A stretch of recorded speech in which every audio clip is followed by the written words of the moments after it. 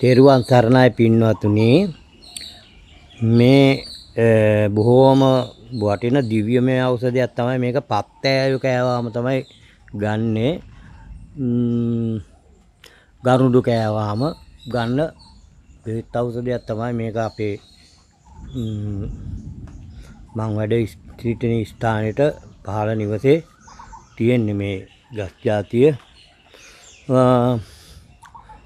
මේක දෙහි ඇඹුලෙන් මේ ටිකක් දාලා මේ කොළ ටිකක් අරගෙන හොඳට හීන් වෙන්න කොටලා ඒ සර්පයි කෑපු ගෝනුස්ස කෑවාම වගේ ඒ වගේ දේවල් වලට බොහොම විසබස් නැසන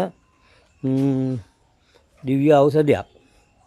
මේ දිව්‍ය ඖෂධයේ ගසේ නම සඳහන් කරලා කමෙන්ට් එකක් දාන්න, ෂෙයා කරන්න අනිත් අයටත්.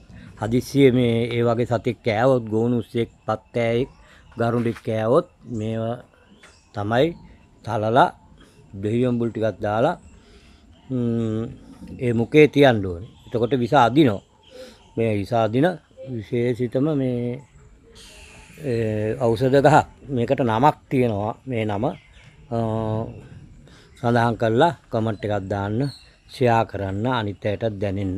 මේ බෙහෙත් වර්ග ගැන කාට හරි කියන එක, කියා දෙන එක බොහොම පින් සිදුවෙන දෙයක්. ඖෂධ මේ බුදුරජාණන් වහන්සේටත් ඖෂධ පූජා කරලා දිව්‍ය ලෝක ගිය අය ඉන්නවා. ඒ නිසා හොඳයි. හැම දිනාටම පින්වත් හැම දිනාටම තෙරුවන් සරණයි. දීර්ඝායුෂ වේවා.